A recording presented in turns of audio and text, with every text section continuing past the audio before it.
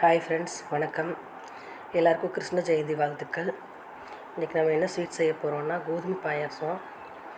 அதுக்கு நம்ம இந்த ஒரு சின்ன டம்ளரில் 2 டம்ளர் கோதுமை எடுத்து நல்லா க்ளீன் பண்ணிவிட்டு ஒரு 1லேருந்து 2 மணி நேரம் நல்லா ஊற வச்சுருங்க.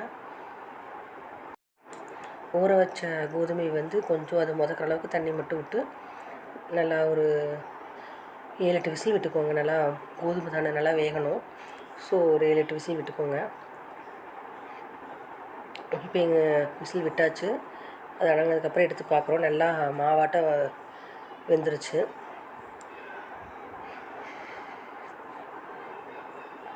நல்லா அமுத்தினாலே அதே உடஞ்சி வர்ற மாதிரி நல்லா வெந்திருக்கு. நம்ம இதை மிக்சியில் போட்டு அரைக்கிறோம்.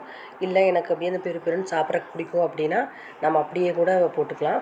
நான் மிக்சியில் அரைச்சி அந்த தண்ணியில் அப்படியே கலந்து கூட கரும்பு சர்க்கரை போட்டிருக்கேன். நீங்கள் வெல்லம் இருந்தால் வெல்லம் போட்டுக்கோங்க.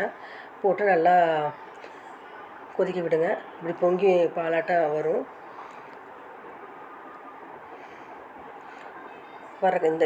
இப்படி வரும்போது நம்ம முந்திரி திராட்சை நெய்யில் போட்டு வறுத்து வச்சுருக்கோங்க.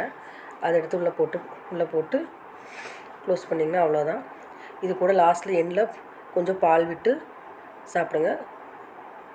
தேங்க்யூ.